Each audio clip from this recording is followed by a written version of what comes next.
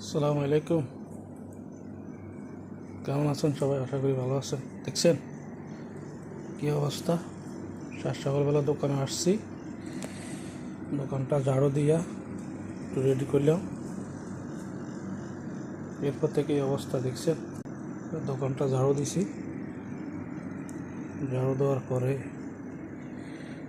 একটু কাজ কাম করবো।